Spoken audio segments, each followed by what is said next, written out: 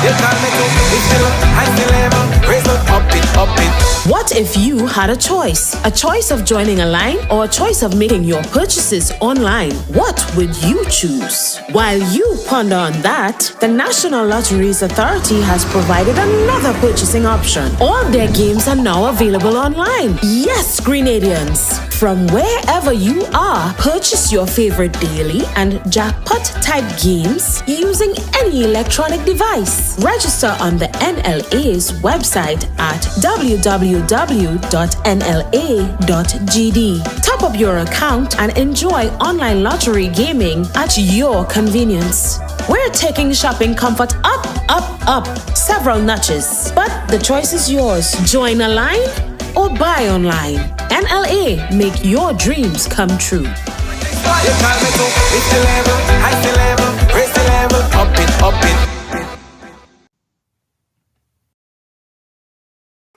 Pick yourself up with Ride Rent at Ebike today and take advantage of the smartest and coolest way to get around. Rental starting for only $30 per hour and less than $100 EC per day.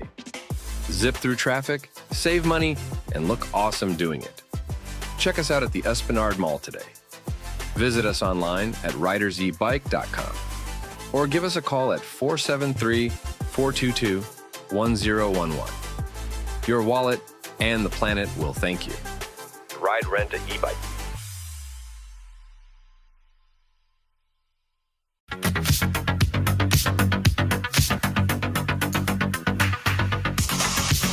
Yeah. Right along live, welcome to the ride. Thursday on the ride. How you guys doing? What's up? Everybody tag somebody. Tag somebody. Tag a friend. Tag somebody, guys. Let me do that. Let me do the same thing. Today we go have a conversation. A call to action. We have the MP for the Great South. Honorable Andy Williams is going to be joining us, and we have a lot to talk about. A whole lot of things to talk about. Right? Big up. Like I said, this is what I want you guys to do. While the MP is just fixing up and making sure he look MP-ish, he MPing up himself. So while we do that, and while I share this to a few more people here, let's do this. It's a while I haven't done a roll call and shout out some of my die-hard riders around the world, man. It's a while I haven't done this. So, hey, big up the folks in YouTube. Yeah, right. So, guys, put your location in there. Where are you watching us from? Where are you checking us out from? It's been a while. We haven't done a roll call. Please like and share. Yes. Kib said it best. Please like and share. Stephanie Leslie, how you doing? And at your followers too, guys. At followers. Let me do the same thing too. At followers. So in that way, all your followers, family and friend would check us out. All right, Gloria in Boston. Terrence, Brooklyn. Dennis watching from the UK. Gloria, Boston. Hey, Louise. Of course, Canada. Lydia, Toronto. Beggs in Ajax. I love Ajax. Ajax, nice and quiet. Jenny Joseph. Hey! Pick up yourself. Cassandra, Toronto, Brooklyn. Val, space. Val is in space. Yeah. Cheryl on YouTube. You are in Canada. A lot of people from Canada. Guys, you listen. We really have a lot of people from Canada, you know. Canada turn up, you know. Canada turn up the place. I think we have more Canadian viewers than Grenadian viewers. Or US. Is that so? Is that really so? Brooklyn in the house. New York in the house. Definitely. I find I see more Canadian. I find I see more of the Canadian. Yes, all you come out to represent. Big up yourself. Nutmeg Queen from New Jersey. Hey, Desi, I ain't skip you. I see Desi from Boston. I ain't skip you, Desi. You're on YouTube. I see you. I see the folks on YouTube. I love my YouTube following, guys. Lucy, big up yourself. Sheba in Grenada. Nice. Canada, Lydia. Again, Danielle. Desi, oh gosh, I want to go see Desi. All right, guys, so share the program. Today we're going to speak to the MP of the Great South. Now, this man, I don't know when he get time to rest. I don't know when he get time to sleep. I don't know when he get time to take care of himself, because every time I look, this man is always working. He is known as the hardest working MP. Yes, he's known as the hardest working MP. Somebody just sent me a message and they said, why are you sweating like that? All right, let me tell you guys real quick before they think I'm sick or something, right? So what happened is we have a heat wave outside and the AC is not on, because if I put the AC on, it's going to blow into the mic and it's going to affect the clarity of my audio. So I decided to turn the AC off and sweat instead. So I'm doing this for you guys because it's really hot outside. The fan is off, the AC is off, because I don't want it blowing to the mic. All right, so I don't sick or nothing like that. It's just hot inside the studio. All right, Val, big up yourself. Okay, so now that we understand that quell that. Okay, nice. Okay, all right, guys. So again, he is known as the hardest working MP. He is the man from the Great South. He mobilized everything. He makes sure everything is moving, mobilizing, implementing. He is a good friend of mine. Even before politics, the man was working hard. You guys know him. He's a friend of the ride. Minister Andy Williams. How you doing, my friend? I'm good, Junior. I'm good. How are you doing? I tell you, boy, I don't know when you don't sleep, you know. I don't know when you don't sleep. I'll sleep in the night, man. You say, okay. As long as you don't sleep in the night, eh? You're correct. That's good. Sleep is essential. Sleep is essential. Guys, before we go, Very essential. I want you guys to look at this link right here. You see that link right here? That donate link right here?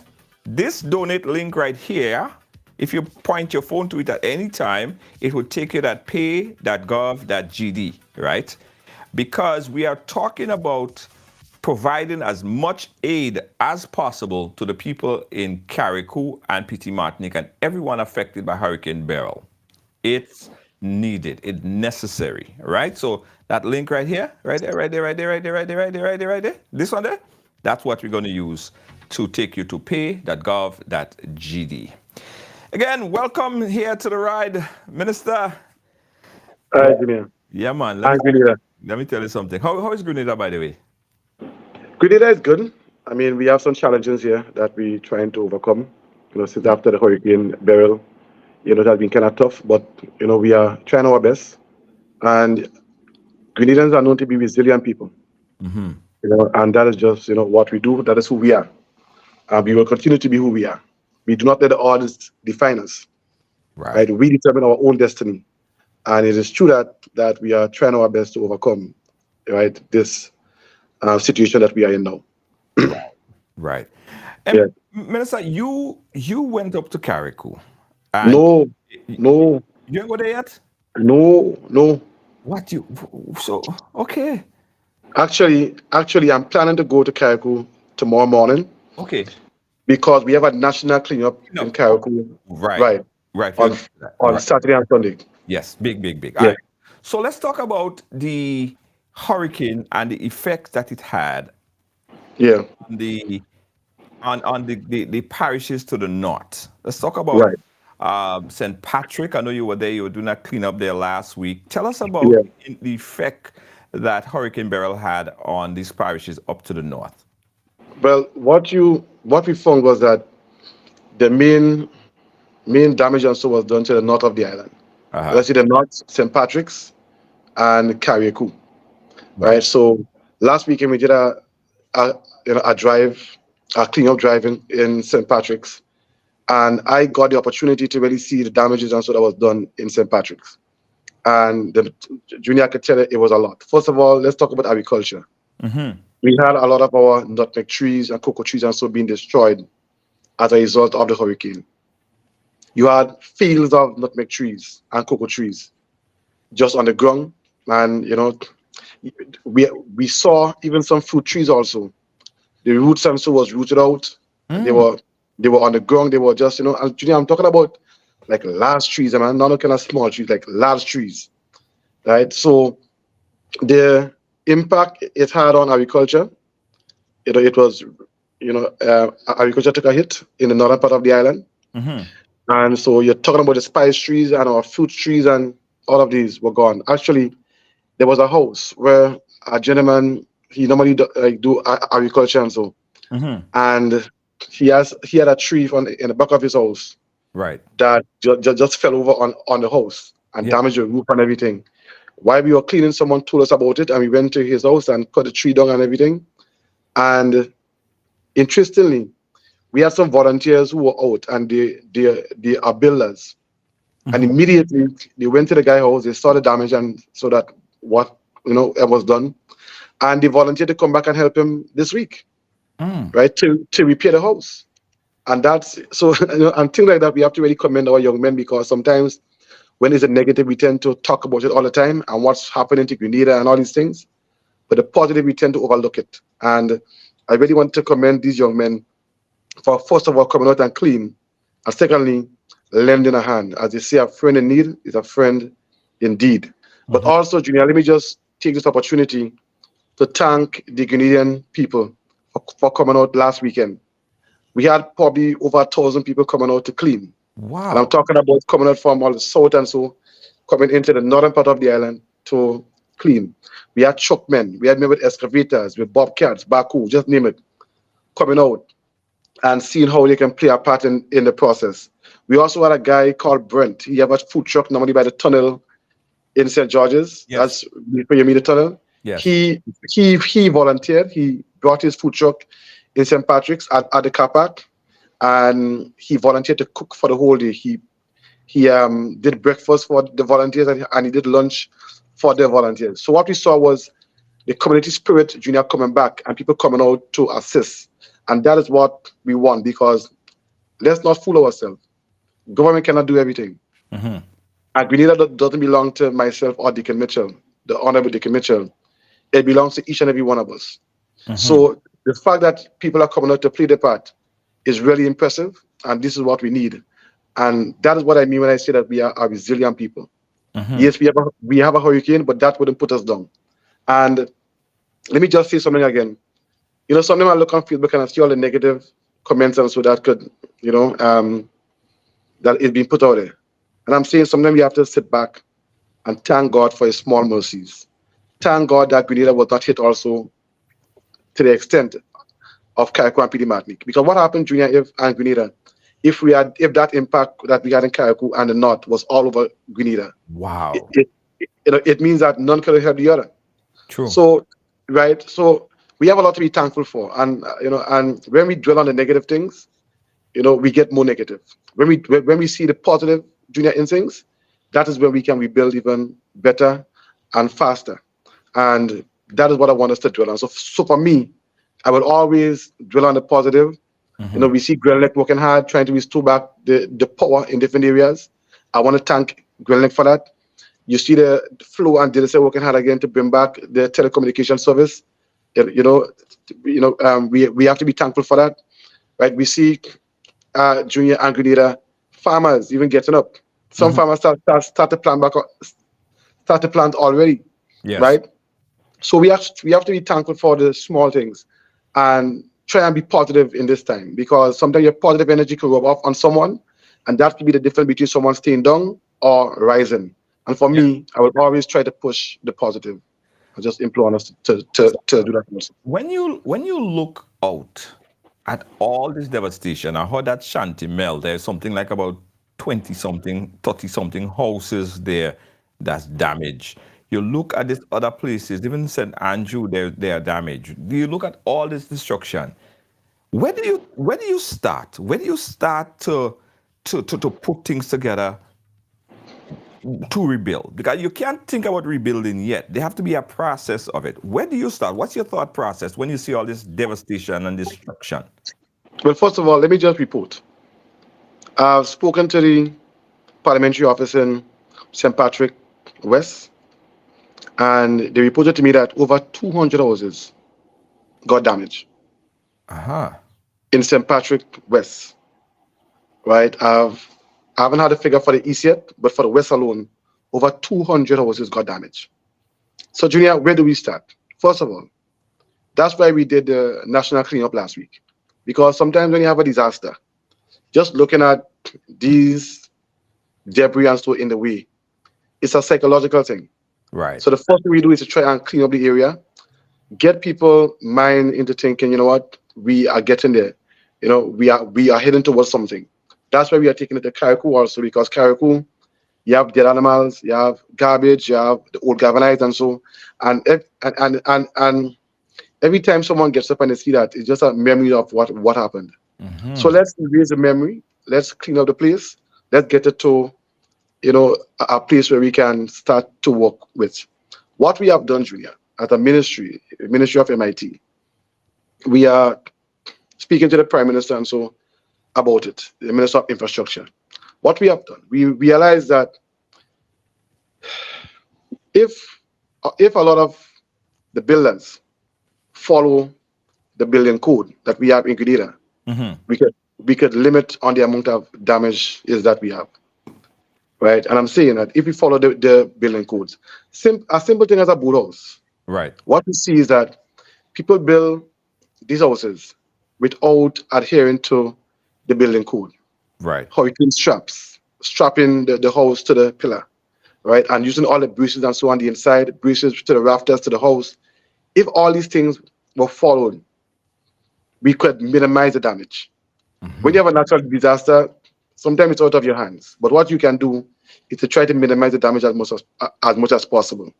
So what I've seen is that by simply following the building code that we have, right, we can, first of all, eradicate a lot of damages if a hurricane were to pass.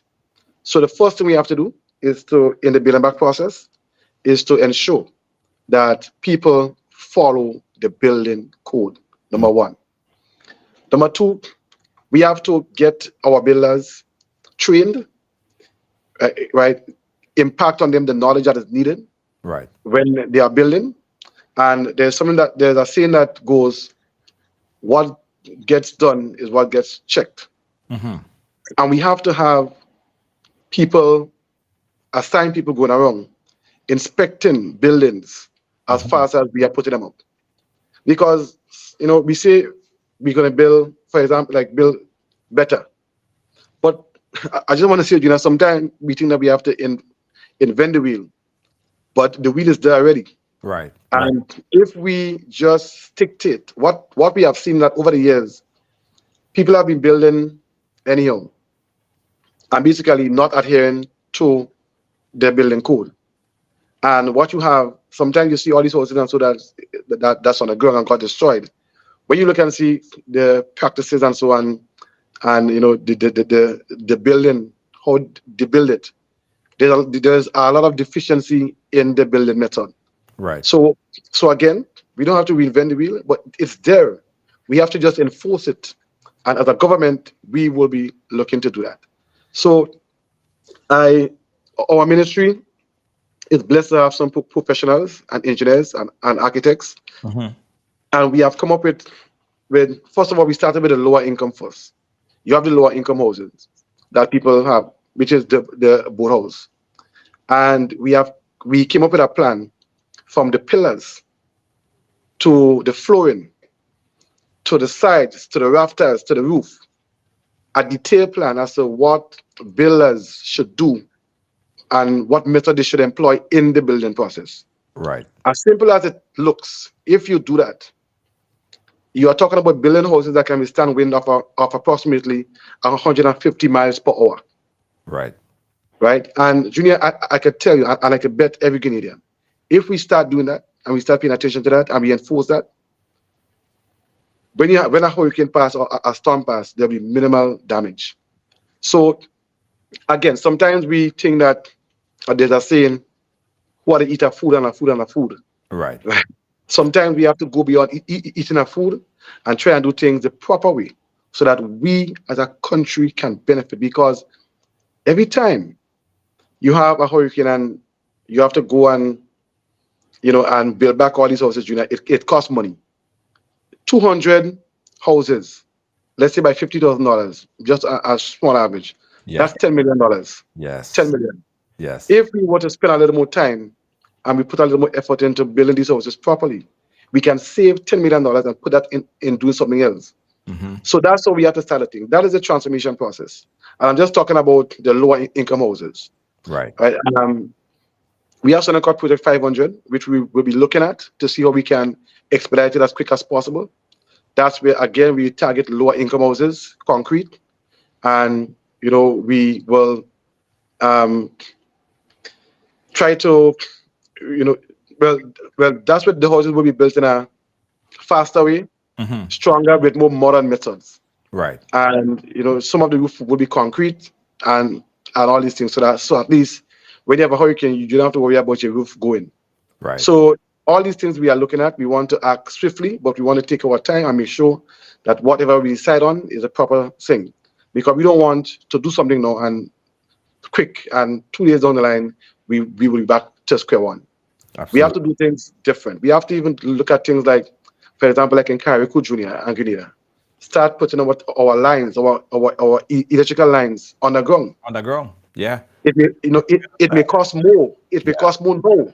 Yeah. But every time you have a hurricane, people are out of power, lines are on the ground. Yeah. It falls and all these things are dangerous also. Yeah. But Right. let me tell you something. There's one city, Canada. Whenever I go to Canada, I'm always impressed. In Mississauga, in Brampton, in Toronto. You don't see those lines. But let me tell you something.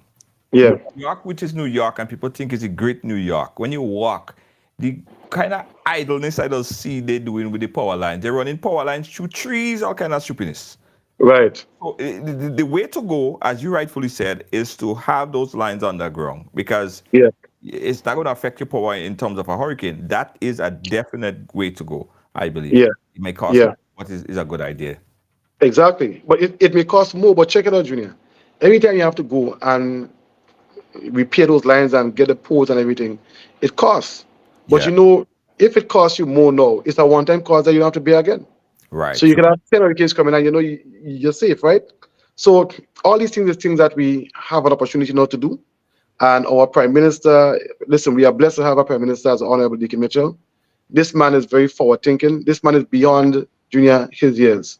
I can tell you that. And the idea is to build back in a transformative way, in a way that that we can be proud of in years to come. Not after Ivan, we had a chance, right, to do things differently.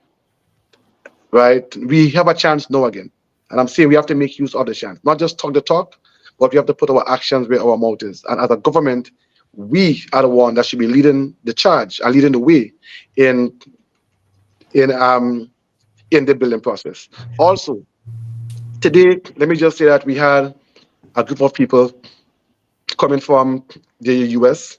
Their name is Hart something. I forget their full name. But they were involved in the US in building back the trade center after 9/11. Right. They came into Grenada yesterday.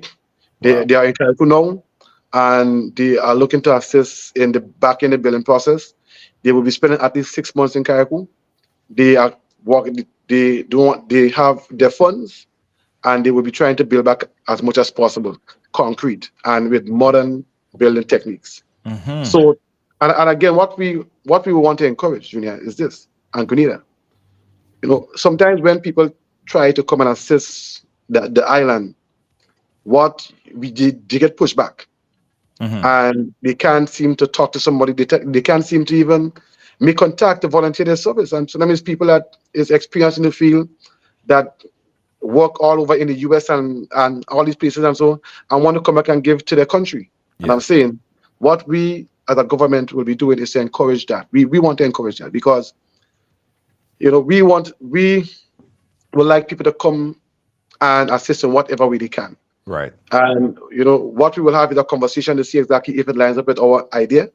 And once it lines up, then we want to encourage people to come back and get back to the country, Absolutely. right? So, and if we do that, it will make the billing process easier, faster. It will put less strain on us, the government. And I just say, when you have all hands on deck, then the work will be done in a more effective manner, and that is what we want to encourage. So, if you are in the diaspora, you want to come back, you want to assist, feel free, reach out to us, all right? And we will try to be accommodative as we can. And once what you want to do fall in line with what we want to do, then we will encourage it, and we want to encourage it as much as possible. Right. Let me say this on another programming note. I know I said it earlier, and I saw someone put in the chat there how Junior sweating like that. So that people concerned, they're concerned. I'm happy that you guys are concerned. No, what happened is the AC is not on. This mic that I have pinned on right here is a very sensitive mic, and it blows in the mic, and it's very irritating. So the AC is off and the fan is off. So I'm inside the studio and it's hot. It's a heat wave going through New York right now. So I'm not sick, nothing like that. I'm just hot, very hot, right? And the door is closed too, because the other day I was doing the show with Mr. Killer and a dog walked in the studio. So I don't want that. So that's why the door is closed, and that's why I am sweating. All right. So that's what it is. That's what it is. All right, Minister. What was the most shocking thing that you saw during this whole going around in the parishes? Well, in terms of the destruction, to me was the destruction of the agriculture with all the trees and so, Junior, and the crops and things. That was, I mean, it was really heartbreaking. And I tell you saw like trees, big trees, big trees. When that hurricane came for St. Patrick's and Carriacou and PD Matlick. Wow. Oh, right. And let me just talk about PD Matlick a bit, because I'll talk about Carriacou and St. Patrick's, but PD Matlick also got hit badly, right? And sometimes we talk about Carriacou and St. Patrick's and we tend to forget PD Matlick. But imagine this, right? And that's how important some things are we take for granted. Something as simple as the telephone and having telephone service and access, because when the storm hit, it disrupted the telecommunication lines. Yes. So you couldn't make any contact at all with Carriacou from Grenada to PD Matlick. There was no communication. So people in PD Matlick who got it bad did not even know about the devastation in Carriacou. Right. And people in Carriacou who got it bad did not know about the devastation in PD Matlick also. True. So you were like 3 different countries, right, independently being hit, and none of them know exactly what is going on. So it's only after the hurricane and so on people got to move about, then they got to see the destruction of PD Matlick also. PD Matlick, you have about 300 houses in PD Matlick, and from what I understand, about 97% of those houses got destroyed. So that in itself is a task. I mean, when you check on the cost it will take to build back, I can tell you, we don't know yet, but it will be tremendous. What we are doing is that we are sending people in the field to do assessments. When we do the assessments, then we can start putting a dollar figure as to the damages and so that we had or that we got, right? So the Prime Minister set deadlines for those folks to come back to give us, the information, because, if we are going outside and we are asking people to help us and we are seeking certain things in terms of assistance, we have to know exactly what the dollar figure is. We have to know what the impact, right, is. We can't be saying, oh, Grenada is flattened or Carriacou is flattened. No. We have to actually pull the data and say, this is what the destruction looks like. Okay, and if you're looking at probably donor agencies and people that want to give back, then tell them exactly what the dollar figure is very important, and and all this information. So we have people in the field now going to the folks in Carriacou, PD Matlick, Grenada, St. Patrick's, and just assessing their damages, and we will put that in together so we can share with the world and they can see exactly what the damage really is. Yes, absolutely. Guys, we're talking to Honorable Andy Williams, MIT, Mobilization, Implementation, and Transformation. But this is as much your conversation as it is mine. So we open up the phone line if you want to call 718. But before you open up the phone lines, right? Yeah. Let me just say this. You asked what shocked me, right? Yeah. What I was really impressed with is the willingness of the people to come out and help, Right. right? The people in the diaspora. You see, Junior, sometimes let me just say something. Let me say something. Let me just bring it home. And let me just keep it real. I mean, we live in Grenada. Uh-huh. And Junior, people in the diaspora have expenses too. Some of us may feel it's a bit of roses outside there. But sometimes the people who live in the diaspora have to do 2 and 3 jobs just to make it, just to make ends meet. True. And when you see every time we have a disaster and so, they just come together, right? In the US, in the UK, in Canada, they just come together, Junior. And you will see barrels and this and containers and all these things. And I want to tell you people, thank you. Thank you. Right? That's number one. Number two, you have all these agencies and so that really came to our aid, like the Samaritan Post and so. Yes. And I want to tell them, thank you.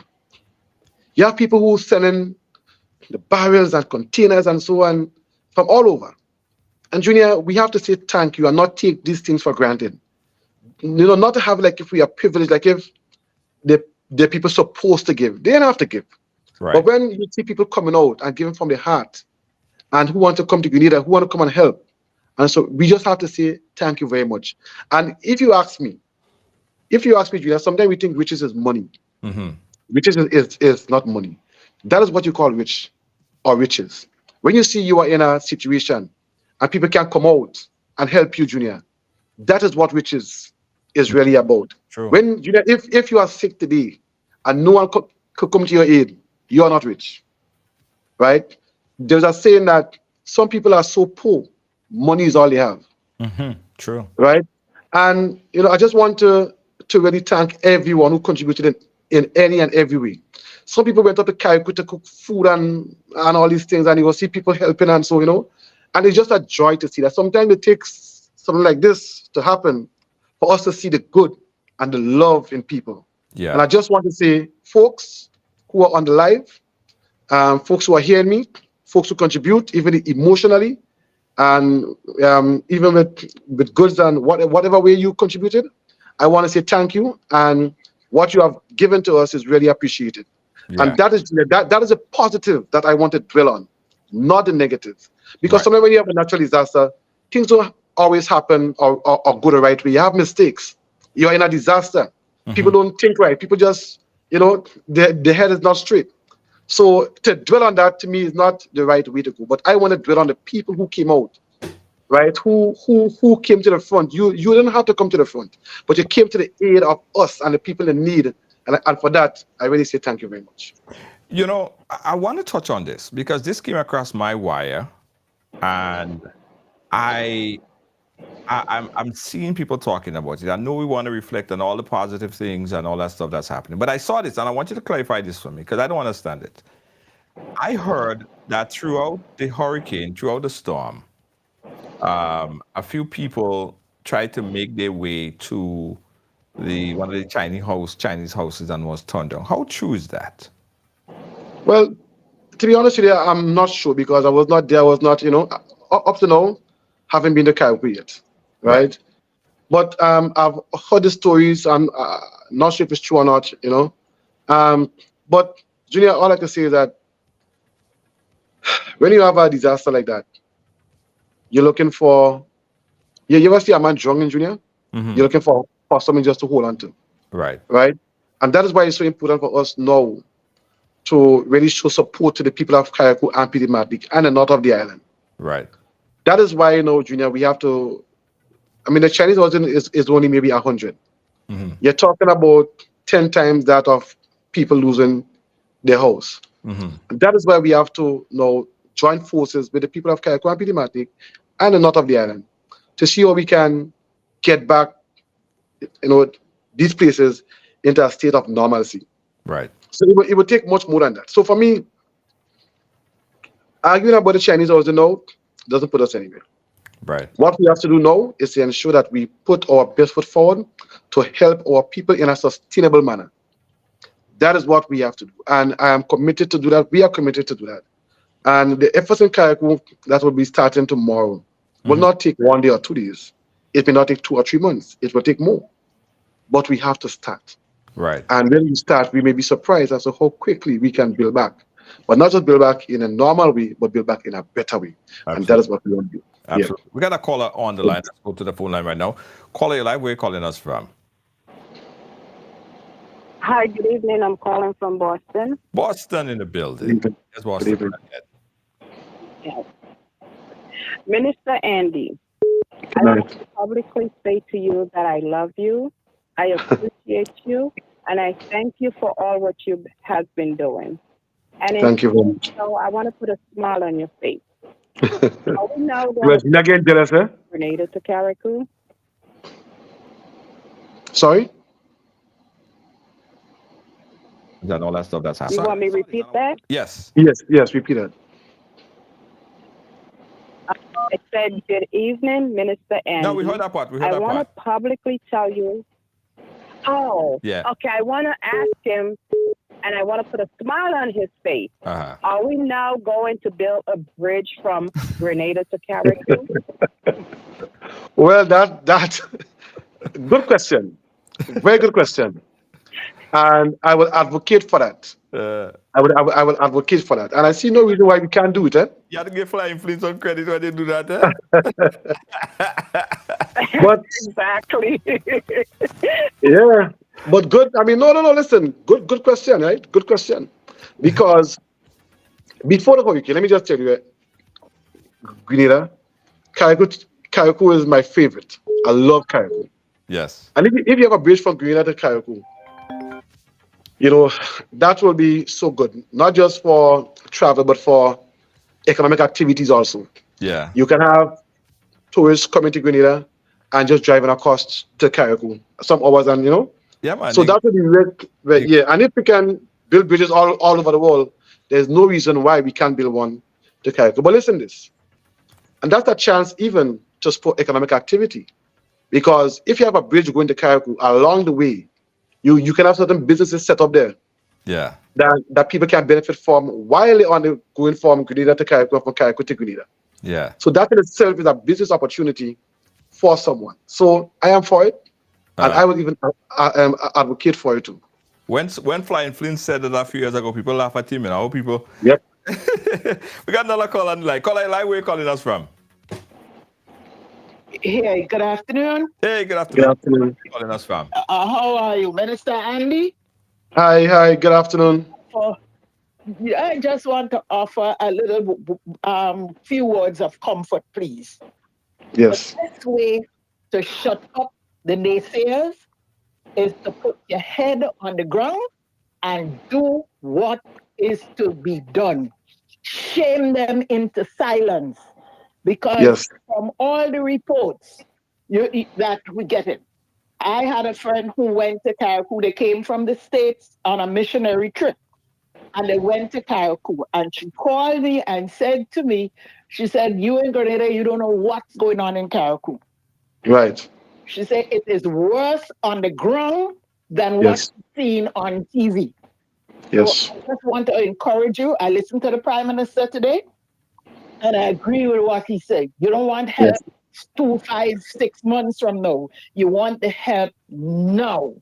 No. And building code is very important. I listened to a guy from Carriacou, not from Carriacou, from St. Vincent. He said he's an engineer. I don't know if he is part of the Vincentian government, but he said when he looked at the damage, especially to roof, it's the inferior material they use, the galvanized. It is so inferior. He said he look and you see the screws and the nails and the whatnot. The rafters remain, but the galvanized gone. So building code needs to be enforced. Yes. It must not be it must be it must be working. And I keep your chin up, you and the Prime Minister and all the ministers of government. Shame them into silence by doing what needs to be done. Thank you. Wicked. All right? Thank you. God Thank you. Thank you for that. Yes. Yes. And let me just agree with what the caller said, right? Most of the houses that got destroyed were the houses that did not follow those codes and had weakness and so in them. Most of the houses that got destroyed. So again, what we are seeing with the building code, if we follow that, the blueprint is there. If we follow that, we will see much less damage that we are seeing now. But we just have to follow it. And what we have to do, or what we will be doing, is to ensure that going forward, those codes are followed. But also, let me just say this, what my ministry will be pushing is for us to go to houses and inspect them and assist in whatever way that we can. Let's say you have a house, Junior, and let's say to bring it up to the standard, it may cost $5,000. Right. Now, spending $5,000 now is much cheaper than spending $50,000 after the hurricane passed and the house is on the ground. True. So if we really have to move forward in that manner, we have to even go back to the houses that were built and ensure that these homeowners implement these things that will secure their homes going forward. Absolutely. Got another caller on the line. Let's go to the phone lines. Guys, it's your conversation with Minister Andy Williams. Caller, you're live. Where are you calling us from? Toronto in the building. Go right ahead, Toronto. Yes, I'm calling to say, first of all, I want to compliment Minister Andy Williams and the government for the remarkable job they are doing, especially in that short space of time. I tend to look at different shows now to see what the critics have to say. And one of the things, in my opinion, is this, that the critics out there on the other side, if they are, to me, are the biggest campaigners for this government, because people are looking, they're saying, they know. So they know truth from fiction. One of the other things, I just saw this woman, Simon Says, not too long ago, a few minutes ago, talking about the Carriacou housing and the police was there with guns running the people. But she showed a footing. She only showed the building, not the policemen chasing people with the guns. And that's the point she wanted to prove, that they were doing that. And I think that at this point in time, our country should be one. Because all of these innuendos and creating problems, we have to realize that people are out there looking at us who are willing to help. And if all people are creating chaos, it could probably work in the negative for us down the road. Because why are we not getting along? Because these things, a lot of these things are uncalled for. Yeah. The two different sides, or how many different sides of government is there, to be working together this time. We have to be more empathetic to what is going on. We also talked about, why don't they tell us what the total cost it would be to do everything and all of this thing and all of this nonsense. With the same tone, she is saying, organize, strategize, and whatever. And no government could come out like this, because if right now the government comes out and say, oh, it would cost us $5 billion, they would say, how did they arrive by that so quickly? But they are asking for that to happen. But I'm going to say this one thing. The reason why this government is running smoothly, and people have to understand economics, they have to understand accounting and nation building, in order to do that. There is no way the government can come up in 10 days and say, this is what it's costing, this is what it would be, and this is what the thing will go on. There would be probably a little chaos here and there with the food banks and so on, because people are thinking, so nothing is perfect. But if a person is smart, you wouldn't go out there and say, tell us how much it is. She just said it not long ago. So I'm going to say this and probably end there. It was the same thing with paying the pension. They were so strategized that and organized, and the planning was so good that one side said $465 million. Yeah. And another one come in who is unstrategized, if there's such a word, and found it out to be $75.1 million. So you Exactly. who is so strategic in planning and planning constructively and using economics in the process of what they're doing. It is time that we come together. You guys are doing a great job. We are in support of you. And let me tell you something. I know of an opposition side here, a group, believe it or not, by the things that are being said by some of the media people there, I wouldn't say everyone, I would say about 97% of them has switched over because of all of these foolish allegations that seem to be putting poison in the minds of some people and trying to project us as a country that don't know how to unite and don't know how to plan. We have a great prime minister. He was blessed. He is blessed. As we say here, God used him at the right time. And Time. keep your head up. Don't let anything. As a matter of fact, that's what you guys do. With all of the allegations, you guys never rebuttal. You guys just go ahead and doing what you're doing. And Yes. That's it. that progress Thank is you, going caller. on the way it's going on. Congratulations. Appreciate Thank it. you. Thank you so much, caller. Thank you so So, much. Before we go, so Junior, before you no, respond, Junior, let me, yeah, go ahead. no, Go ahead. let me just tell you that's quick. Mhm. It's very interesting what this caller just said. Mhm. Because, Junior, I promise not to say anything about it, right? I promise to keep my mouth shut and move. Well, let me just talk about it. Junior, I see them attacking me all the time, right? I see this, some Simons, whatever Simon says or whatever it is, right? And I'm saying, listen, if anybody have sense in Grenada, they would not listen to this lady. Junior, and I give her all this promotion. you know, exactly. Listen, if I was a different person, and let me say it loud and clear, I would sue this woman tomorrow and take the money and give it to charity. Like I was heard her say on some program about all allegations about me, Junior, but listen, man. Junior, I just had to smile because let me tell them something. When they attack me also, Junior, I tell them they're wasting their time. Because the people of the South and Grenada did not elect me to beat confusion with them. Right. So when they talk, you just let it pass. My job, Junior, is to try to do the best for my country and my constituency. That's what I try to do. So I am focused. They can try all what they want to try. They can't get through to me because I'm focused and I'm determined. And I'm telling you, Junior, we will build back Grenada, Carriacou, and Petit Martinique better. Our prime minister is determined. He is focused. So we don't focus on these folks who are just trying to just spread the negativity. They can spread it if they want. If that's what they want, if that is their strategy for the next 5 years, so be it. Our strategy is building back Grenada, Carriacou, and Petit Martinique. That is where we want to go.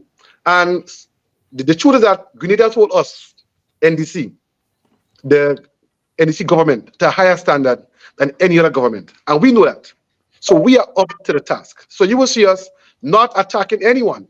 You will see us always trying to see what we can do. Free education, pension, the teachers, name it. That is what we are focused on. Building a new hospital, skills training centers. That is what we are focused on, right? And it has only been 2 years. So think about what we can do if we were there for 23 years. That is what the focus is. When we came in office, and we saw certain things, I asked the Prime Minister, I said, so PM, you're not going to go after these guys? You know what PM said? Said, Andy, after 5 years, what am I going to tell the people of Grenada that we accomplished? Right. And that is our focus. So they could do what they want, unbothered. We're going forward, and up. We ain't bothering with that kind of shovels at all, Junior. We focus. Moving forward, come on, yeah. Yes. Let me just say this. This just came to the wire, guys. Just came through while we were on there. It's what I could say is a breaking news. I know that the Prime Minister had an engagement today with the Prime Minister of St. Vincent and the Grenadines, and he did say that he had to go to a meeting. I'm trying to pull it up here with the premier of where is it? All right, It's right, but it's so far away from me I can't see it. Hold on, let me pull it up on my phone. Anyway, guys, great news, great news, great news. Let me pull it up. Okay, all right. Cayman Islands, Cayman Islands. So here's it, guys. The Cayman Islands is offering to provide job opportunities for Grenadian as a show of solidarity in the wake of Hurricane Beryl. So this is great news. The Cayman Island is offering jobs, right, in the Cayman Island for folks in Grenada, Carriacou, and Petit Martinique that want to travel to the Cayman Island. They will be getting good pay, right? Good pay and great job in the Cayman Island. I'm going to publish this press release that just came out while we were speaking here, and I just wanted to butt in real quick and mention it. Following the passage of Hurricane Beryl over the state of Grenada, Monday, the Premier of Cayman Islands, Honorable Yvonne O'Connor, will make a state visit to Grenada. So, guys, this is great news, and I want you to share it to your family and friends in Carriacou as well. That's a great opportunity for them. Again, the Cayman Island is providing job opportunities for Grenadian to come to the Cayman Island and work for a period of time, get great pay, and they have a variety of jobs that's available there. Great news right there. I had to butt in and say that, Andy. Minister, No problem. great news, I think. Right. So that just came to the wire, right? Excellent, there. excellent. Yes. We got another caller on the line. Caller, you live? Where are you calling us from? I'm calling from Canada. Canada, go right ahead. Good afternoon. Pleasant. Hi, good afternoon. Virginia. Hey. Warm afternoon to you, Minister. Good afternoon. It might sound like a joke, eh? But thank you so much for clearing up the air. You said that you haven't been to Carriacou as yet. But no. I'm in Canada and I see Sima breaking the internet saying that you have abandoned them and you're going Carriacou and the Carriacou didn't even vote for you. Thank you for clearing the air. I really thought you were to Carriacou. Never went to Carriacou yet. No. Never been there yet. You know, I know it's a tough situation and looking forward to going to. Anyhow, strength to you and your team. Thank you. Last Saturday, I was in tears. I was in tears because I know it's not easy dealing with a disaster like this, especially for Minister Tevin. Yeah, boy. I saw him getting so much bashing on Facebook.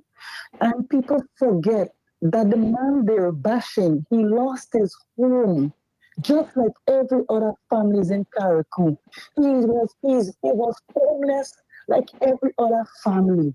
Imagine you the head of your household, Minister, and something like that happened, and you cannot function to build back your own home, much less, Minister Tevin has to focus on himself, his family, the whole island of Carriacou. And I just want people to look at it in a different direction and support him with prayers and positive energy. It is not easy for Minister Kevin.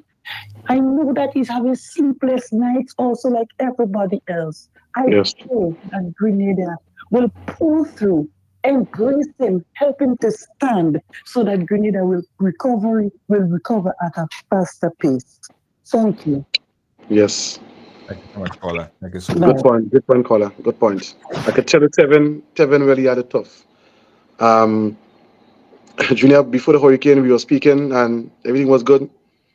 In a matter of 30 minutes, things changed. Mm-hmm. And from that, it was not the same at all. We had no communication with Tevin for about 3 to 4 days.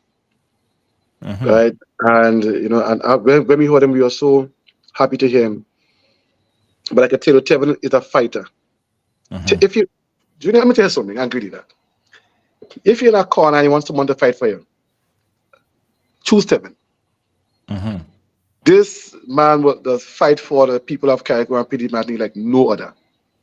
When we in cabinet, he does fight for Carriacou and Petit Martinique, I can tell you. And now, they're in that state now, I can tell you, on his heart, he's taking it heavy. Mm-hmm. Right? And he's trying his best to see what he can do, to bring comfort to the people. That's why you see, if you look on his page, you will see him doing so much lives and so. It's because he really wants Carriacou to come back and Petit Martinique. And that is why, for us, our cabinet, we are very close. our cabinet colleagues, we are very close, right? We love being around each other, and we feel it for Tevin, and that is why Ron, Honorable Ron Red was up in Kaiku since last weekend up to this week. I am going up this weekend. Prime Minister is going up this weekend. You know, Leonard Andrews is going up again. Kevin James is going up, and that's why we are going up to show our support to Tevin, because we love him, and we know that his heart is in the right place. This is a disaster, and sometimes, Junior, that is where the character of a man shows. Not when things are good, but in the space of adversity. That's when the character of a man come out. And I stand by Tevin. I will give him my full support in whatever way I can. I'm willing, and I will be in Carriacou this weekend, and I will do my best to see what we can do to bring Carriacou back to the place where we want it to be. We have to do it. And let me say this, right? In the building back of Carriacou, I believe Carriacou will build back much better than what it was. You will see some prestige hotels and so. Going to Carriacou, you will see night landing, right? Yeah. You will see night landing being implemented in Carriacou. So, yes, as it is now, we have an adverse situation, but sometimes you have to look for the opportunity in the adversity. Yes. And I think now is the right time to look for the opportunity. I know it's the time to build back Carriacou. To me, Carriacou is a gem. Now is the time to really, show the true potential of Carriacou. Yes. And we have an opportunity now in this time, and I'm saying we will do our best to ensure that we really, make Carriacou come back in a better form than it was before. Yeah, we saw yesterday, I believe, day before, sometime within the week, we had four prime ministers on the island. We have the Prime Minister of Grenada in the white. We have Drew from St. Kitts Nevis. We had the Prime Minister of Dominica, Roosevelt Skerrit, and of course, the Prime Minister of St. Lucia in Carriacou. All four prime ministers on the island of Carriacou. Let's go back to the phone lines. We got another caller on the line. Caller, you're live. Where are you calling us from? Hello. Yeah, hi. Caller, go right ahead. Hi, Junior. Yes, hi. Good afternoon. Afternoon, Andy, Honorable Andy Williams. What's up? Another voice, that's Lucy Boney. Yeah. From Canada. What's up? Boy, we watching you guys. You guys doing really, really good. And for Thank you. the 2 years, you have done so much. And like they say, all we can do from here is go up. Thank you. Yes. Only up you can go from here. Just up. Yes. Right? Yes. Only up. That's the mindset. Going back to the Tevin Andrews. Tevin Andrews is a real strong guy. You know, I used to listen to that guy since before he become NP. And I always used to call my brother and say, who is this guy? The guy is brave, and he will say things that you were scared to say if you're on the other side. And he was so outspoken. Yes. From MP, I'm like, that's a real intelligent guy to be an MP. Yes. The Prime Minister next time, Yes. really good. And tell him that we really feel for him. And if you feel like crying, forget the naysay and them and just cry. Yeah. Like, let it out. You have to cry in front of the camera, cry, because you're human, right?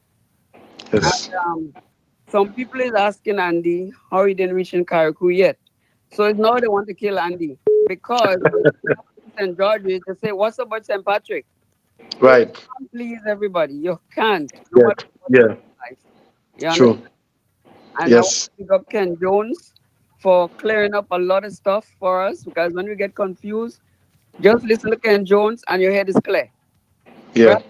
Like there's someone say, oh, we connect to the people in Carriacou and we heard that they had to run from the house and there was no electricity in Carriacou. How the heck do you connect with them? That right. It up again. And it's right. really, really good. One question I want to ask is, how would you guys know which house to build first? Right. So that's why we're doing the analysis and the surveys and so right. And when we get all the data and so together, then it's a case where we start to build village by village or simultaneously. Right. right? And and we will start with, in any society, you have to start with the people that is most vulnerable. So it could be the elderly, and so And let me just say, what we have done to with the elderly and the pregnant ladies is bringing them down to Grenada, putting them in homes, because we know that in Carriacou the situation now is not conducive to proper living. So the same way we prioritize folks that are most vulnerable in terms of the pregnant and the elderly folks, we are going to do the same when we plan to build back. Right, Right. absolutely, But absolutely. Julia, let me just say something, right? Yeah.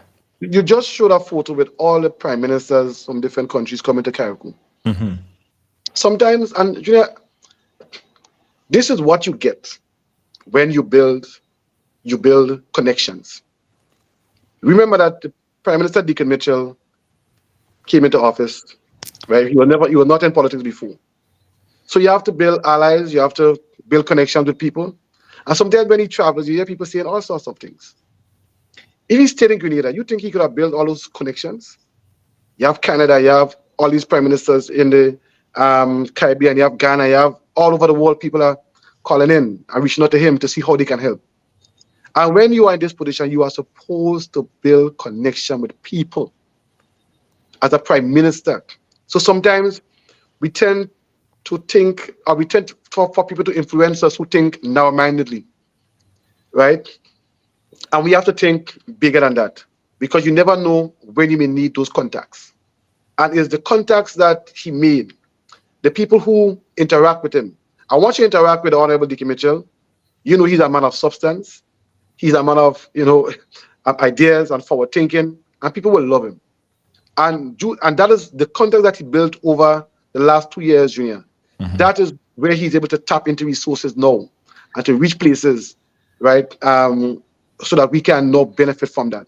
So again, I want to thank our Prime Minister for the wonderful work that he's doing.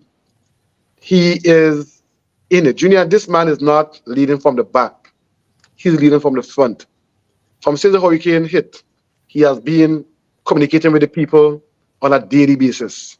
He's on the ground.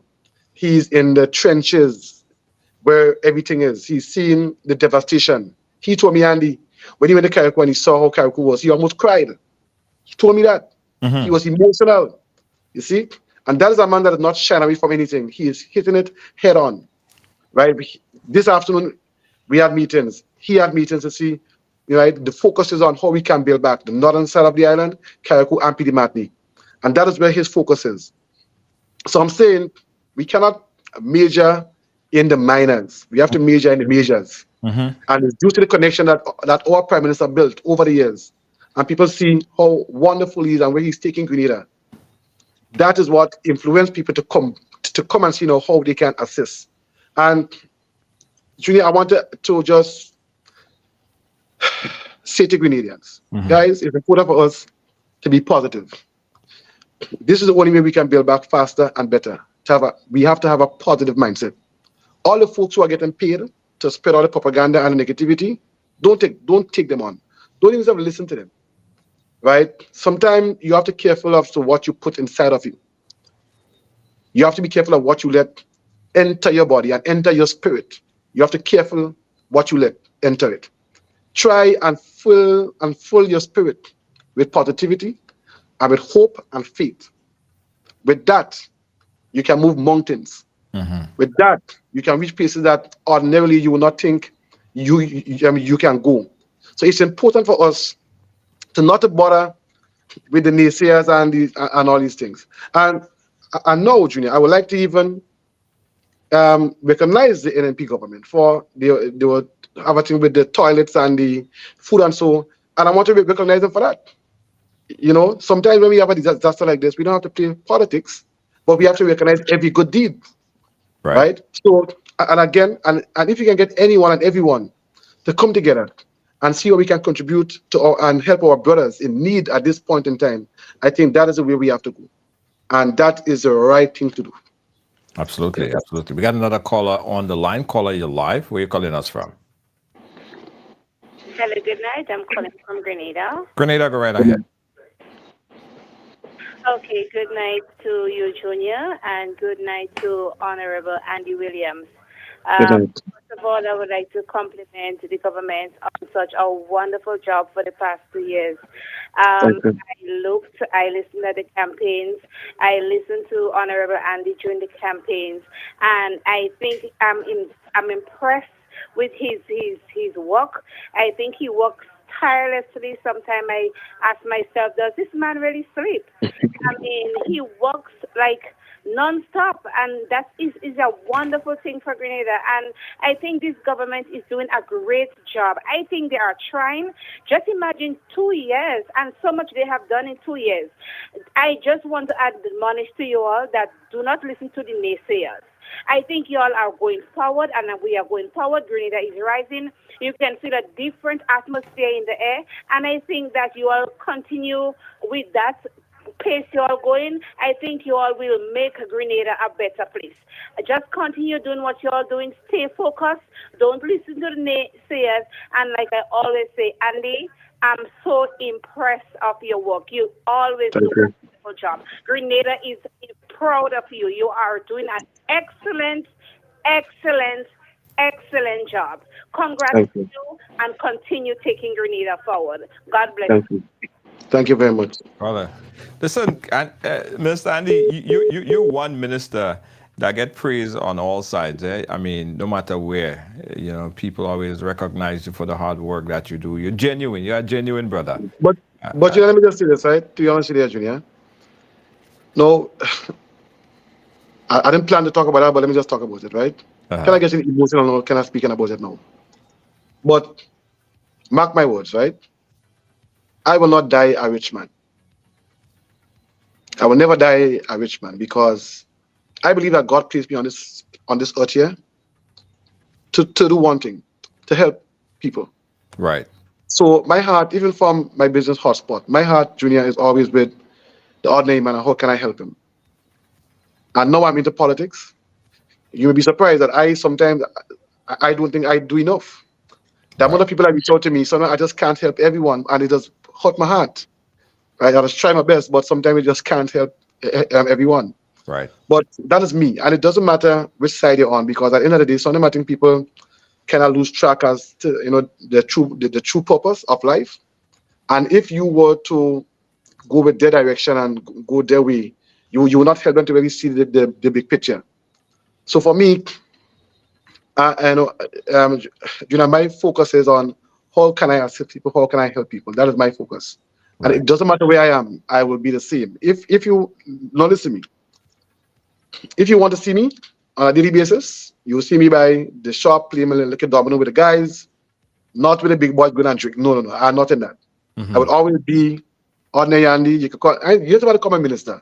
Just call me Andy, and be good, right? But that's the kind of thing, because at the end of the day, we have to help one another. We have to be there for each other.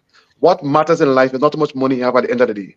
When you go down, when you lie down in your bed, on your deathbed, you have to feel satisfied that yes, you were brought into this life and you fulfill your purpose.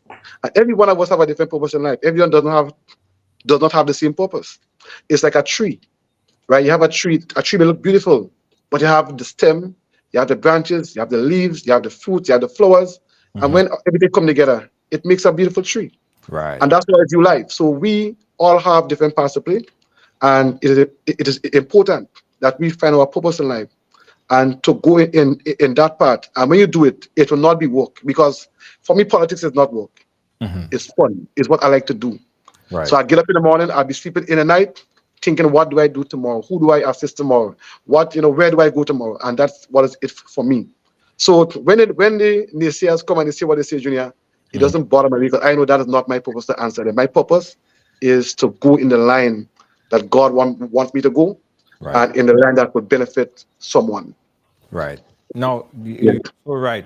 Listen, me personally, and we shared this conversation before, when you are doing something good, you will always find people coming at you. If a week pass, a day pass, a month pass, and people don't talk about you, you have to check yourself, because you don't doing the right thing. Right. You unless you're doing something, people would unless you're not doing something, people won't talk about you. You gotta push the agenda. I Yes. get attacked all the time. You know how they come at me, and I I feel know. good.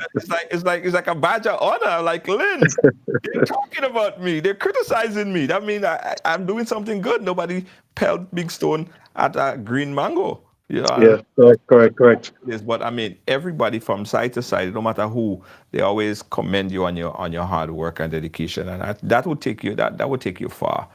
Right. What's the call of action now, Minister? Right. What are So that's you? what I want to talk about. Yeah, Now, this weekend we're going to go to Carriacou and do a national cleanup. right. I feel like So jumping a plane. I feel like jumping a plane. Lynn, come on the plane, man. Come on the plane, man. Lynn, Come boom. on, dear Pat. Come on. Come. We have so and we have a lot of volunteers who came forward, Uh-huh. and our ministry is leading the way for the national cleanup this weekend. And if anyone wants to go on or to assist with the cleanup, I'll give it information so you can post it on your page. I don't have it now, but we are registering people to go up because we want to take a note of everyone who goes up to Carriacou now, right? Right. And it's important. So we are doing an additional ferry to Carriacou with the same Osprey. Okay. And I want to thank Osprey tonight because I see Osprey get a lot of bashing for people saying they're not reducing their rates. This weekend, Osprey gave us a lovely deal, and I want to thank the Osprey for that we can accommodate people to go Carriacou both Saturday and Sunday, up and down. Osprey, thank you for that. We appreciate it. What we are doing tomorrow, we are selling up vehicles tomorrow, like trucks and backhoe and excavator and so.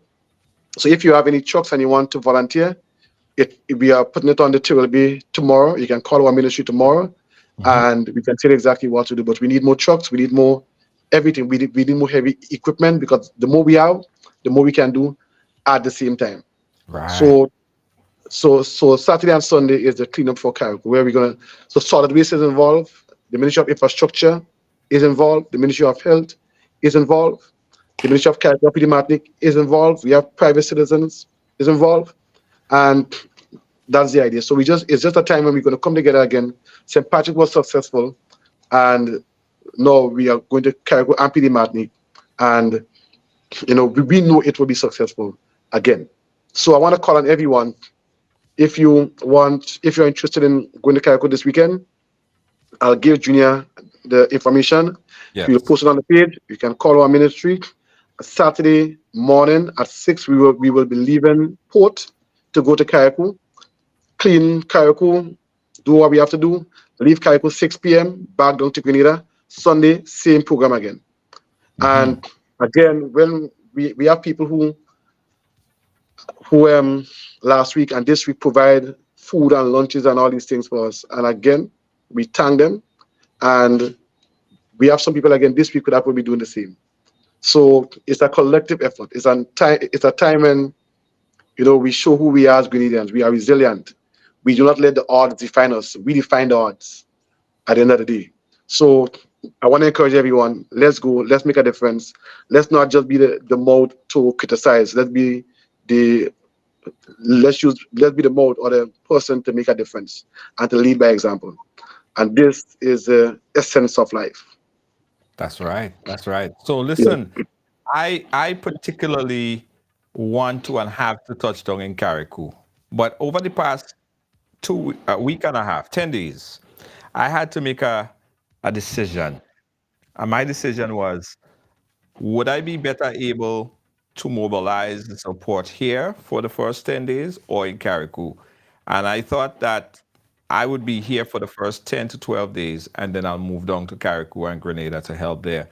And because of that, I believe the media have been working. Look, yesterday we covered the live coverage from Toronto, and of course that was amazing. Right. Then we also work with the folks here in New York and showing and mobilizing the folks in New York. But I guarantee you, if my producer could book me on a plane tomorrow, I'll be in Grenada.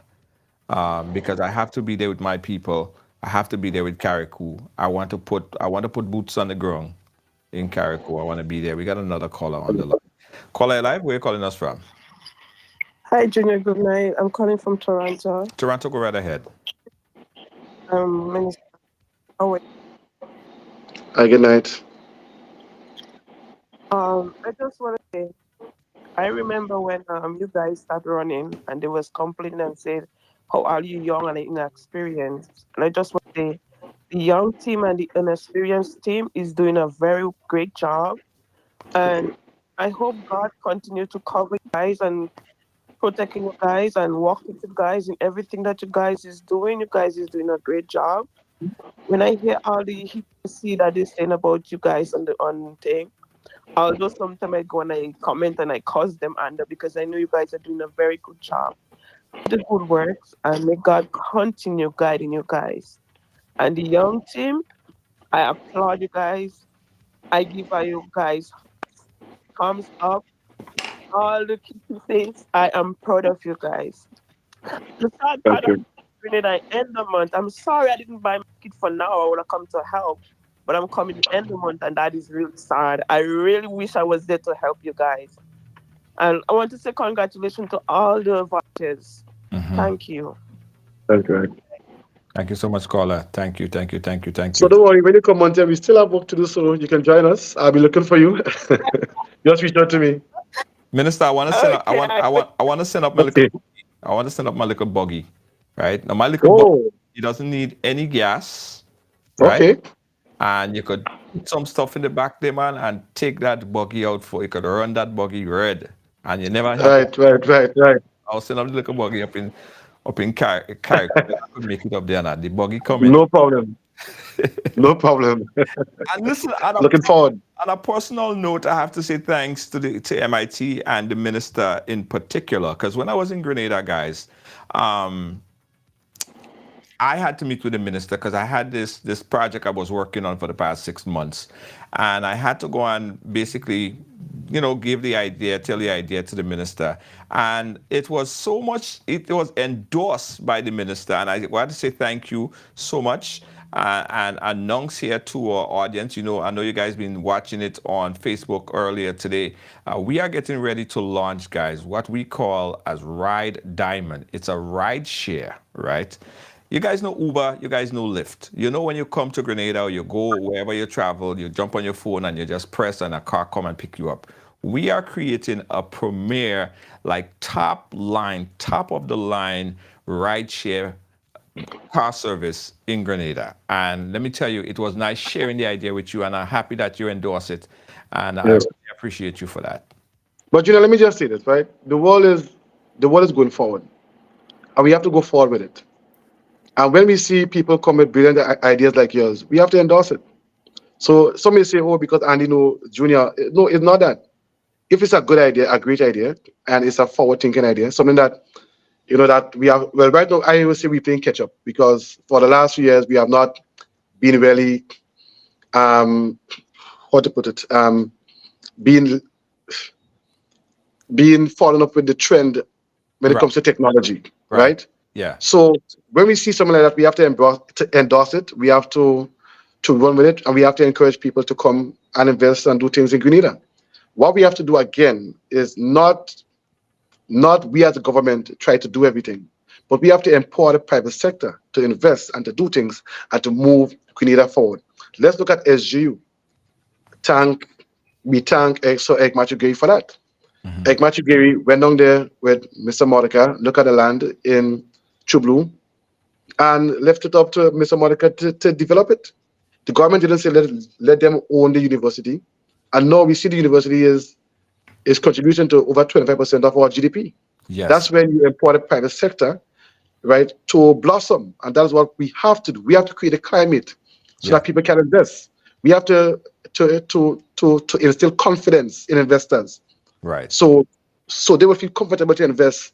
And again, when they do that, our country will benefit. It will move forward. It will drive employment.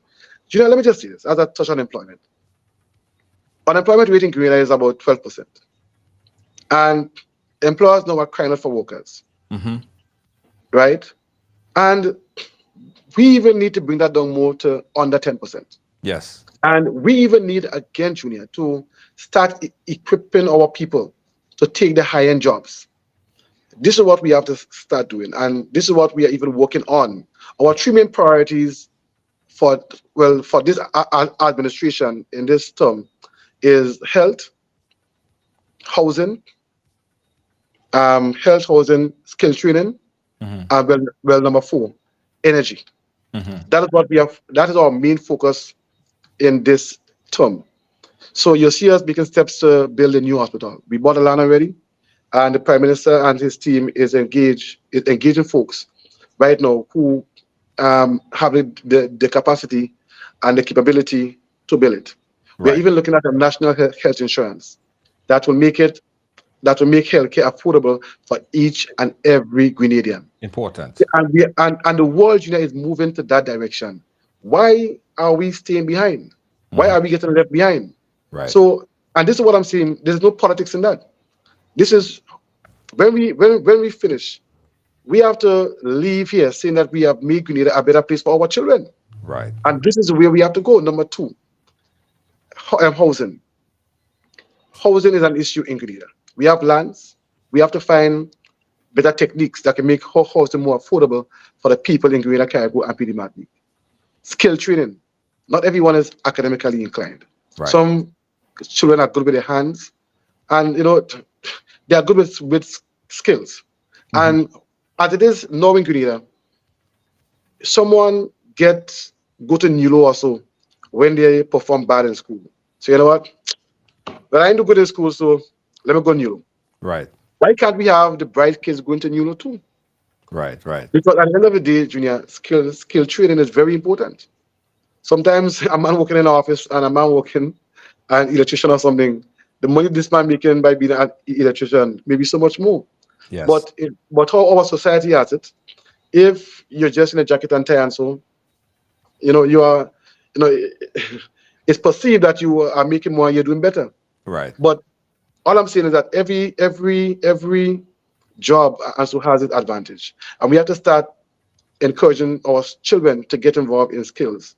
Also, energy.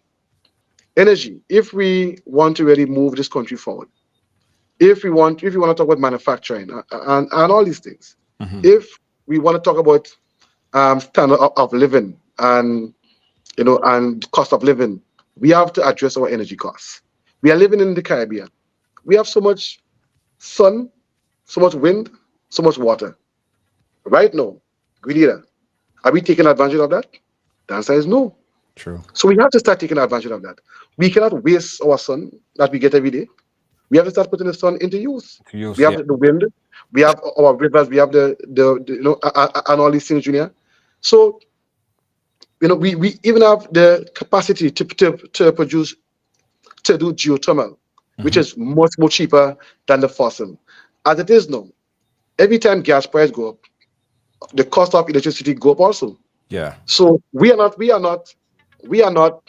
in a position to dictate our energy costs. It is dictated by the cost of fuel in the world. True. But if we can use the natural energy, right? If we can use the renewable energy, Junior, to produce energy and to use it, then we are the one now that will be in the driving seat in determining our cost of energy in Grenada, Caribou, and PD Martinique. This is where we have to go. We cannot again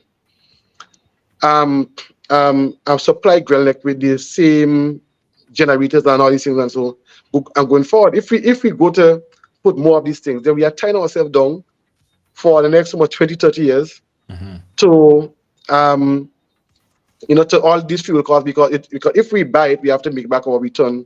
Right, on it over the And period. so for the 20, 30 years, the world will be far gone.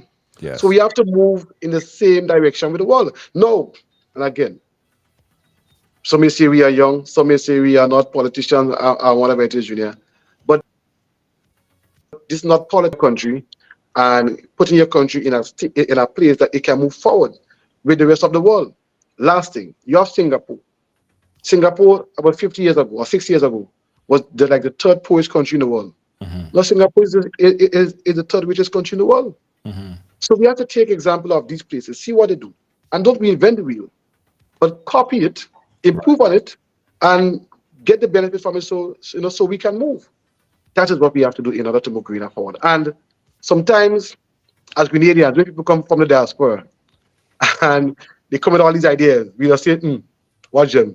But it's because you up there see what's going on. Yeah. So you are exposed. Yeah. If you want to talk about transformation, you cannot talk about transformation and stay in Grenada and just be exposed to just what is there. You have to go out and see new things and come back and say, you know what, boy, I've seen all these things. Let me come back now and try to make Grenada a better place or on par with the rest of the world. Absolutely. That is the way we have to be thinking. And that's the idea, because, it was an ambitious idea as for us, coming with the e-bikes, and that was a success. The people gravitated to it, the people accepted the new concept with the e-bike. So that's a phase 2. And I think that based on, my advisors and my committee that we did when we did analyze the whole thing, we would raise, probably about, in the first instance, 5 to 1,000 jobs within a short space of time where people could use their vehicles to transport. So we are bringing back and making sure that economic development is forward. So again, guys, this is the Ride Diamond, and right now the app is just out there to very selective people as we do some beta test on the island.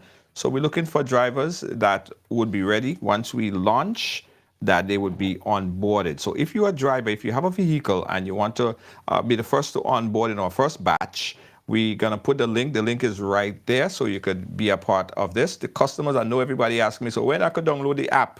When I could download the app, you will be able to download the app soon. It'll be available for Android and Apple.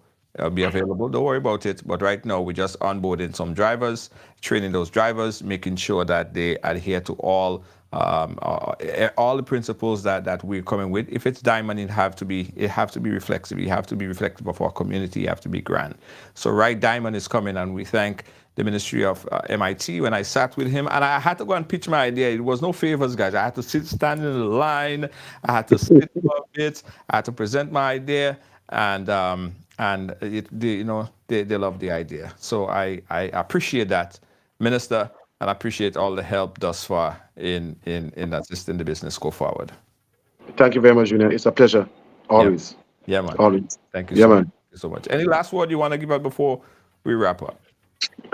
Just want to end again by giving thanks where thanks is due, by showing gratitude, and by really saying to everyone who's out there that is assisting in every way and any way, thank you very much. Continue to help, continue to assist in whatever way that you can.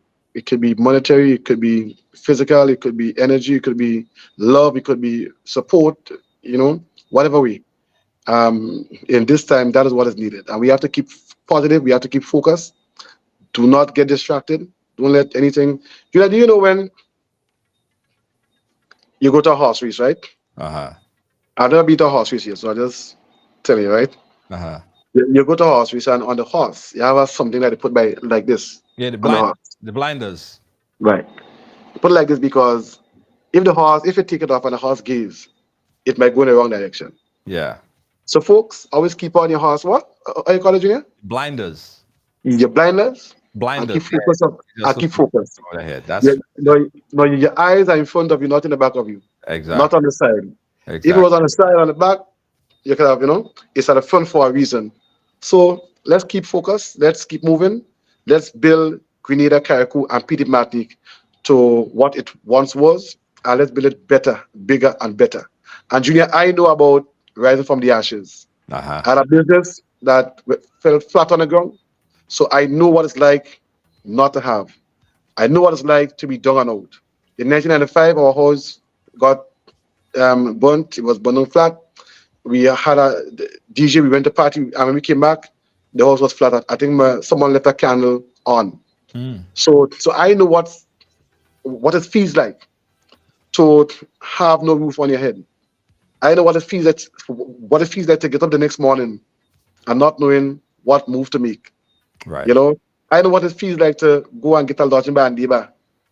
I know when I was doing CXC, I had to get all my notes, photocopies from a fellow classmate to study. So I know what it feels like. It's not an easy thing at all. So sometimes, we are in comfort. We have some water to drink. We have food to eat, and so we have a roof over our head. Don't take it for granted. There are people right now that don't have that. And the people of Carriacou and PD Martinique, and even on the north of the island, if we were to have some bad weather again, check on what will happen. True. So thus far, God bless us that there is nothing, right? And He blessed us that the storm passed in the day and not in the night. Yes. He blessed us that Grenada was not affected by much. So in the space of all adversity, we still have something to be thankful for. And once we keep that mindset, we can do all things through Christ who strengthens us. That's right. That's right. I think we have a last caller that I want to say something really quickly. Caller, make it snappy. All right, Junior. Yes. I want to ask a question. No, first I want to say that we learned from our mistakes. We learned that. Are you hearing me? Yeah, we're hearing you. Go ahead. First I want to say that we learned that we need helicopters now. So when something happens, we can hop around on the islands. So we investing in helicopters. And secondly, would we have emergency passport for people who really want to come down and their Grenada passport is expired and they want to do a one-way flight? Would you have emergency passports for that? You could go to your consulate. And thirdly, quickly, the workers that are interested in coming down, because people start asking how they can help. There's professional construction workers and stuff. They want to come down. So could you give them your number or something so they can know who to connect with? Or who do they connect with? Yes. Right. So yes, I can do that. I can share a number with them so that they can connect with folks here, with the correct folks here. I can do that. So Junior, I will share the information with you and you can share it on your page. If you want, you can give us number. We can put it on the screen if you want to do that, or if you want to give it later, it's up to you. Right. So I will get the proper information for you and I'll really shake up with them. No problem. Yeah. Thank you, caller. Yeah. Thank you, Minister Andy Williams. Yes. We thank you so much. We will keep in touch. It's a pleasure. All right. Thank you. Yeah. Okay. Guys, also, don't forget that you see that link, that QR code right here? This one? That one there? That one there? Right. That's a link to pay.gov.gd. So if you scan that link right there, this link, this one right there, right? It will take you to pay.gov.gd and you can make your donation. Now we made our donation, we continue to make our donation, and whenever there are things, there are events, we make sure that we make and we pay it forward. As we say that's what happens, is paying it forward. You never know when you would be in a position and we would need to help you. So you know how we do. You know how we do, right? Pay.gov.gd. Also, guys, as I was saying earlier, This is great. This is great. And I hope that the people in Carriacou and Petit Martinique is watching, looking at this, right? So the GIS just published this. They're saying that the Cayman Island is offers to provide job opportunities for Grenadian and Grenada, Carriacou and Petit Martinique Grenadians have a Grenadian passport to show solidarity in the wake of Hurricane Beryl. So if you have a Grenadian passport and you want to go to the Cayman Islands, the Cayman Islands is providing job opportunities, good jobs, good paying jobs in the Cayman Island. All right. For more information, guys, I'm going to put all the link in the description, so you could go ahead and make that connection. But write that number down, guys. 473-415-1386. That's 473-415-1386. It's a great opportunity. The folks in Carriacou, the folks in Petit Martinique, let me tell you something. It's a great opportunity. The government of the Cayman Island, the premier in the Cayman Island, they are providing job opportunities for Grenadians in the wake of Hurricane Beryl. Take advantage of this opportunity, guys. And don't forget, this weekend we head into Carriacou and Petit Martinique. Is a cleanup effort there. I'm going to try to make my way down there as quickly as possible. I know we have something we're doing at Plenty's Paradise on Saturday. Oh, Friday, Saturday. We're going to see how that go work out. So we had to bring that live too, right? We're going to see how that go work out, man. Something must work out. Something must work out. Again, guys, we would like to say for all you, if you are a driver, if you are a driver, right? Not just a driver, you have to have a clean driving record, because Ride Diamond is different than any other ride share, right? Ride Diamond is different than any other ride share. We are going to do a due diligence and make sure that we onboard some of the safest and best drivers. So it's like you having your own personal driver. Some people may come for carnival. Some people may come and they want to get around. They don't want to get on a bus. They want a private driver. You could now pick up your phone like this and press a button and the car is going to come to you. And it's a cashless system, right? It's a cashless system. Everything is already in your phone and the driver take you to wherever you want to go. You guys know Uber is all over the world, right? Now, when we started to, after we developed the app and we started to pitch this concept, we were invited by a neighboring Caribbean islands to start there. But we decided, we have an approach, a rollout in terms of where we will go from here. But we decided to start in Grenada first. So we're going to start in Grenada first, but St. Lucia, look out for us. St. Vincent, look out for us. Barbados, just look out for us straight up the islands, guys, because it's called Ride Diamond, all right?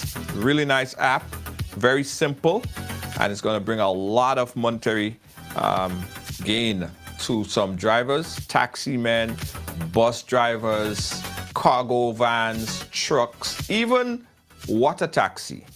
Guys, and the app is so massive, right? Even if you want to rent or get an e-bike, you could do it on the app as well. We even working on the app, you could even rent a vehicle. It is expansive. It's a very, very well put together app with you in mind. All right? With you in mind. Trinidad, we're coming all over, man. We're coming all over. All right? So again, we're looking for drivers. So that link right there that you see in there, right there, this one, let me point to it. You see, I have to go this one right there, that link right there, this right there, right? Driver wanted. Now the customers, people are saying, I want to get my app. Yes, you will get your customer app. But for now, we are onboarding drivers. So if you're a driver and you have your own vehicle, your vehicle have to be in good condition because we will inspect your vehicle. You have to have a clean driving record because we will do a background check, right? All of those things. You have to have a valid insurance. You have to have a valid driver's license and a clean driver's license driver record. No reckless that are driving on your record, and you're good to go. So if you're interested or you know somebody that will be interested, tell them. Yeah, click that link and get on our waiting list. Now, we started this today and already we have 150 drivers who already signed up. 150, big number. The idea is to have drivers all over from St. Patrick all the way down to St. George, from the north straight down to the south and Carriacou and Petit Martinique, everywhere. So when you need a taxi or car would always be about 5 minutes away from you. That is the idea, right? That is the idea. The taxi would always be about 5 minutes away. Whether you're in Grenville and you want to go from one place to the next, you could just call this and it's not an arm and a leg, eh? It's not an arm and a leg. Very affordable.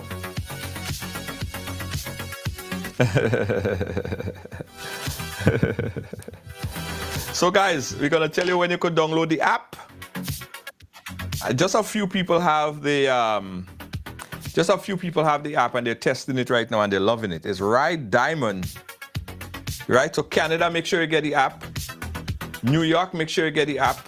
And the great thing about the app as well, guys, even if you in New York and your mother, your father, your sister, your brother, they're in Grenada and they say, could you send me a taxi? You could send them a taxi from New York. You could just pin them on the map and call a taxi for them in Grenada. So you don't have to be there. You could do it from anywhere. So everybody gonna be able to download this app and take advantage. It's Ride Diamond. Yeah, Ride Diamond. Guys, let's take a quick commercial break and we'll be right back. Here's Excursion and Tours weekly e-bike rides. Gather your family and friends for an unforgettable ride through stunning landscapes. Book your adventure today at ridersabike.com or call 473-422-1011. Don't miss out. Let's ride.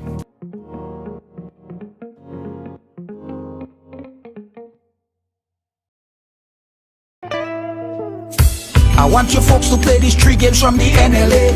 Daily pick 3 cash flow and play with. You will be supporting sports and culture, nation building and our future. So go out and play, folks, make it a must. You will see what the National Lottery is doing for us. When you play pick 3 cash flow and play with, the NLA will support you all the way. Starting September 30th, Monday to Friday, these 3 games will be drawn mid-morning, 9:45 a.m., midday, 12:45 p.m., and evenings, 7:45 p.m.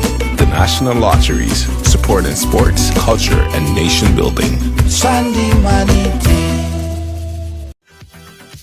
Guys, what are you doing this Sunday? What are you doing this Sunday? Our weekly Sunday rides are back. Yeah, man, the Sunday rides are back. The Sunday rides are back. This Sunday, we are riding in St. George. Yeah, we have an easy trail, guys. We have an easy trail. Don't forget, we have breakfast and lunch provided. So if you want to ride this Sunday, St. George, call 422-1011 right now. That's 422-1011 and say, listen, I want to be on the ride this Sunday. But listen, every Sunday going forward, we're going to be in a different parish. So this Sunday is Pedal Paradise, the ride, and that's in Mount Hartman. So Mount Hartman, and then we go over to Lansapine. There is a big, like a really nice overpass look there. And then we head to the beach. It's a nice beach day. It's just a really good ride. So book a ride for someone, or you jump on the ride. I want to see you in the Pedal Paradise, the ride, this Sunday, St. George. We want to see you guys there. Book now at number again, 422-1011. That's 422-1011.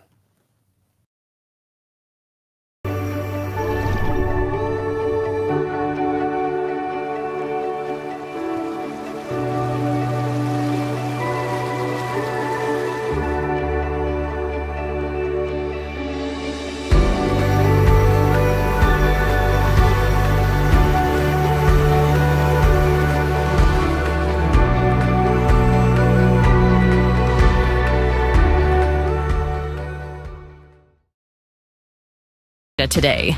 Located inside Rider Excursion at the Esplanade Mall, we handle both small and large orders with speed and precision. For fast, quality t-shirt printing, call Instaprint at 473-422-1011. Get your perfect print today at Instaprint. Printing done in an instant.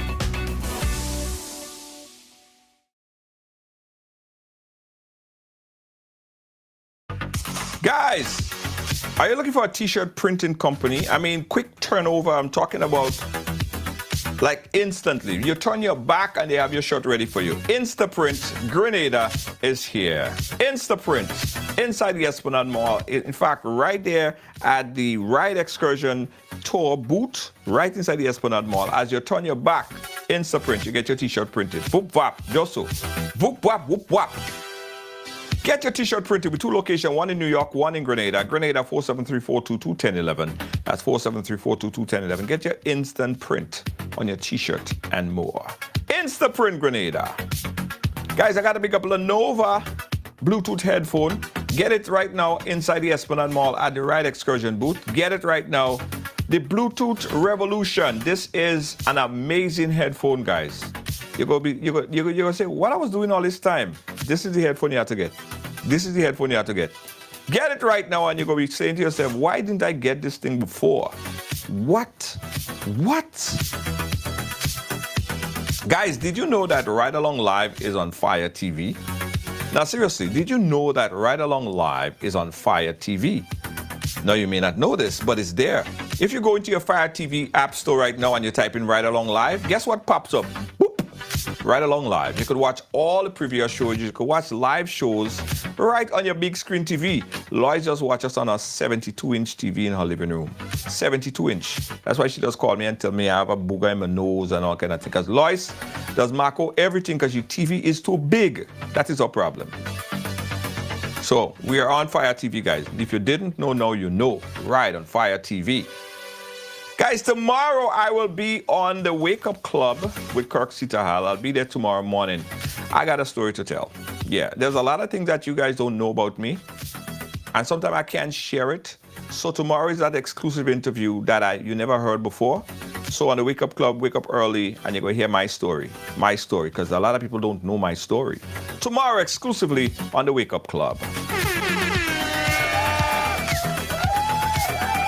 So again, guys, this Sunday is the Ride Inside Mount Hartman book. We have a limited amount of bikes.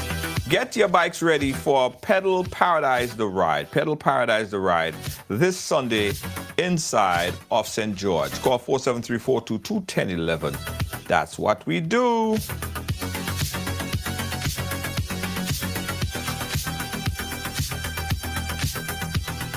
Thank you guys for watching. Thanks for being a part of our program. We love you, we love you, we love you, we love you, we love you bad. We love you bad. Catch you guys again tomorrow. And don't forget to donate. Donate right here. That's going to be on the screen for the rest of the couple weeks. Donate right here. Scan that code right there. pay.gov.gd. Pay.gov.gd. That QR code right there. Okay? All right, got it. Got it. Lois, how you do so? How you do so? Soul Vibes, how you say? How you do? You good? Oh boy. Guys, catch you guys again. Catch you guys tomorrow morning. I'm gonna be on the Wake Up Club in the morning, 6 a.m. Lord, I hope I wake up for that. Yeah, no, it's hard for me to wake up in the morning. But 6 a.m. tomorrow, I'll be on. Catch you guys tomorrow. Bye-bye.